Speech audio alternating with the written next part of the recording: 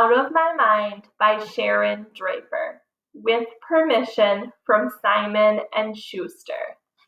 Chapter 17. As I've been getting used to using Elvira over the last month, life at school has been almost pleasant.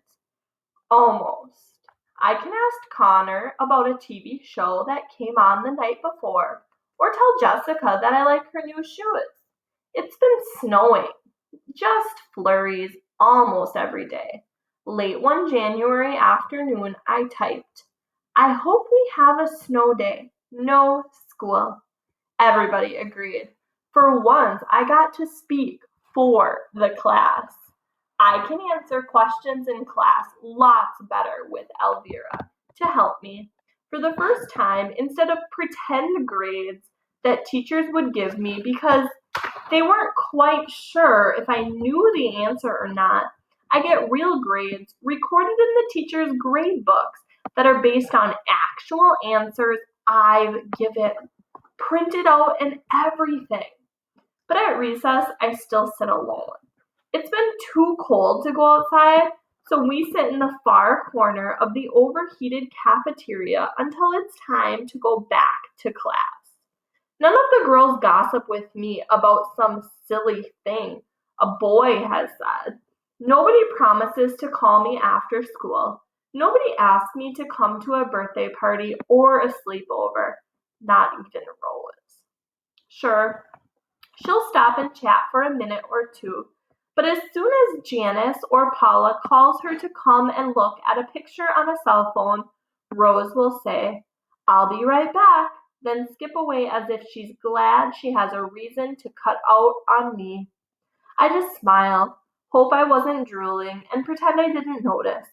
After a few minutes of faking it, I push the button for the sentence, "Go back to H5," and Catherine and I roll back down the hall. One afternoon near the end of January, Mr. Dimming announced, in a voice that sounded like he'd been chewing on dry toast, "Instead of regular class today, I think we'll have a practice round for the Whiz Kids quiz team." Everybody cheered because, otherwise, we would have had a lesson on the Sahara Desert. Talk about toasty and dry. Every year, our school sends a team to the Whiz Kids competition. The local rounds, with teams from elementary schools all around the city and county, are held downtown at a hotel. Last year, our school got to second place in the whole district. The principal was so proud. She bought pizza for the entire school, even though the team was only for grades 4, 5, and 6. The first place teams from across the state go to Washington, D.C. for the Nationals. It's televised and is a really big deal. Rose scooted her desk closer to mine. It was on the Whiz Kids. Rose scooted her desk closer to mine. "I was on the Whiz Kids team last year," she told me. "I know," I typed. "You were smart." She beamed, then leaned closer. "Connor will probably get picked again, too. He's a little hard to handle, but he's great with trivia." I glanced over. Connor was boasting to his friends about last year's competition. "You ought to see the room in the hotel where they hold the contest. Gold chandeliers, rich-looking stuff everywhere, and kids from all over looking smart. But we smoked them all." "All but one team, dude," Rodney shouted out good-naturedly. "They tore you up." The class hooted. "Yeah, but this year we're gonna win. Right, Mr. D?" "We're certainly gonna try, Connor," Mr. Dimming replied. "The rules have changed slightly, so our team this year will be made up of just grades 5 and 6. That gives us strength because some of you competed last year. Now, let's just see how good we are. Let's do a set of sample questions, just for fun, shall we?" "You got prizes?" Rodney asked. "Not every competition results in a prize, Rodney," Mr. D replied. "Yeah, but it's more fun with good stuff at the end," Connor added. "Please," Okay. One slightly squished Butterfinger candy bar from my lunch bag, the teacher said, holding it up. Everyone laughed once more. Chocolates give you zits, Rose teased Connor. I don't want candy, I want to win. She moved her desk back to her own row. Catherine sat on the other side of me. Do you want to play the practice round with them? She asked. Yes, I typed. Answers A, B, C, D. Easy. She grinned. Okay, easy. Let's see what happens. Mr. Dimming cleared his throat and smiled. Whiz Kids time is my favorite event of the year, he admitted. Let's see if we can go all the way this year. The class cheered. I will read the questions first, then the choices for the answers. You will write down the correct letter. Does everyone understand? Connor raised his hand, then called out even before Mr. Dimming noticed him. Don't give us easy ones, Mr. D. I've got brains of steel and a mouth to match, I heard Rose whisper. Number 1, the teacher began. Which planet is closest to the sun? A, Venus, B, Earth, C, Mercury, D, Mars, E, Jupiter. Baby questions, Connor protested. Please, Connor, silence, Mr. D said sternly. Connor finally shut up. I pushed the letter C on my machine and waited for the next question. Number 2, Mr. Dimming continued. How many sides are on a heptagon? A, 4, B, 6, C, 7, D, 8, E, 9. I typed in the letter C again. Would the same letter come up twice in a row? Why not? I knew I was right. Question number 3, Mr. D said. How long is one regular term for a U.S. representative? A, 1 year. B, 2 years. C, 3 years. D, 4 years. E, 6 years. That one could be tricky. It seems like the same politicians are on the news all the time, but I typed in B as my answer. Mr. D gave us 50 questions in all. Several were math problems, others had to do with science and grammar. The last question was about geography. In what state would you find the Grand Canyon? He asked.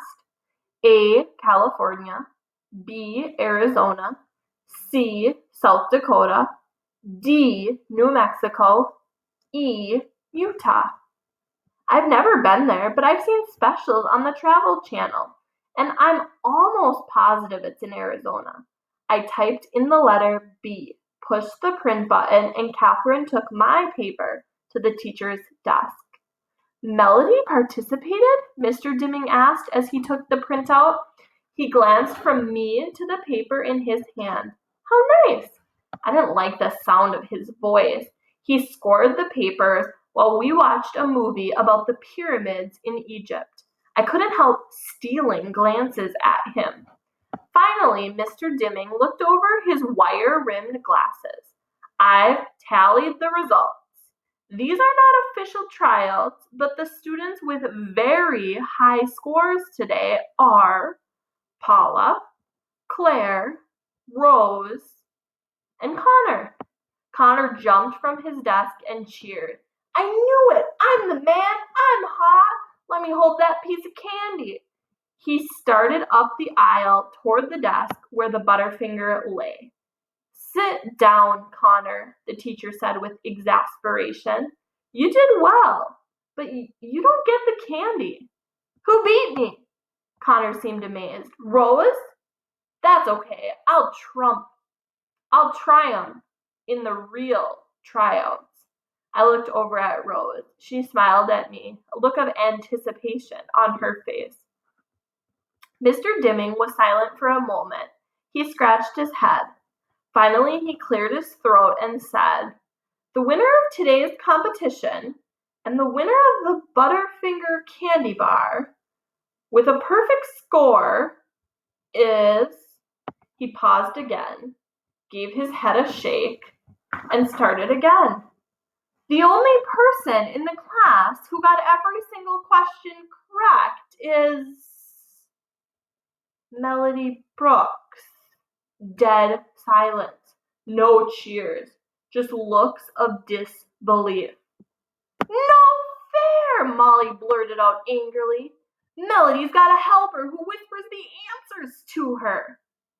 "She must have cheated," Claire added loudly. Catherine jumped out of her chair and stormed over to where Claire and Molly were sitting, her new black leather boots clicking sharply on the tiled classroom floor. "I did not help her.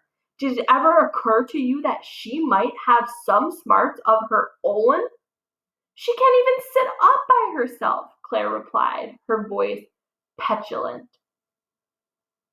"What your body looks like has nothing to do with how well your brain works. You ought to know that by looking in the mirror."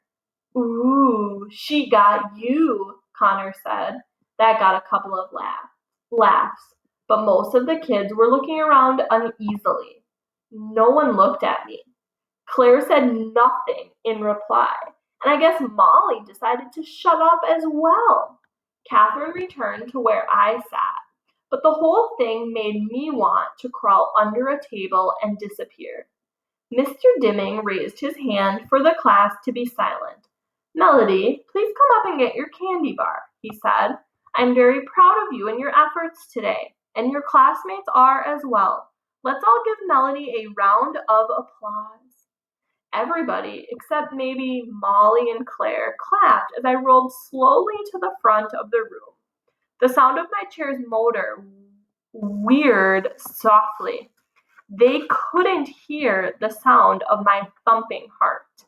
I figured the teacher offered me the candy to shut up Claire and Molly and to make me feel good that I accidentally got all the questions right.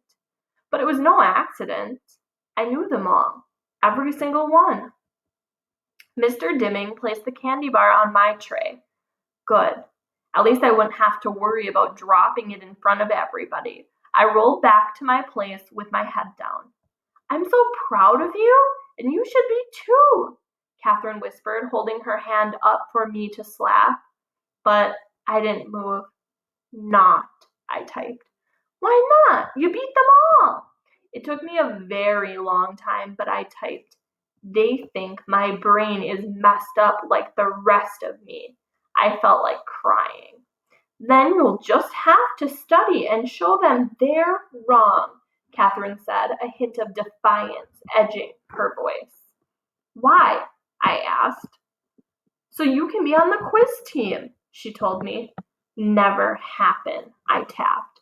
Just as Catherine was about to reply, Mr. Dimming announced that the official tryouts for the quiz team would be held in 1 week. "Many of you scored quite well on this practice round," he said. "But remember, you will have to compete against the 6th grade students as well for the real competition. Go home and study. Only the best will be chosen." "Like me?" Connor yelled. "If you qualify," Mr. Dimming told him, "I'm taking a winning team to Washington, D.C. this year, class. Are you with me?" "Yeah!" they all yelled. I was amazed they'd get excited about studying for anything. But he rallied them like a football coach. "Are you willing to study so we can be on television?" "Oh yeah!" "You gonna buy a new suit if we win?" Connor blurted out. Mr. Dimming actually laughed. "That's a promise. A new suit. Maybe blue with a red satin vest." The whole class broke out in laughter and applause. "Then, let's do our very best," Mr. D said. "I'm going to create extra challenging questions so that we will be stupendously prepared this year." "Well, he's already starting with the big vocabulary words," I heard Molly whisper to Claire. Hard questions? Connor whined. Look at it this way, Mr. Dimming told Connor. If Melody Brooks can win the first round, then my questions must not be difficult enough. We're all going to rally to win the competition. Everybody cheered, except me.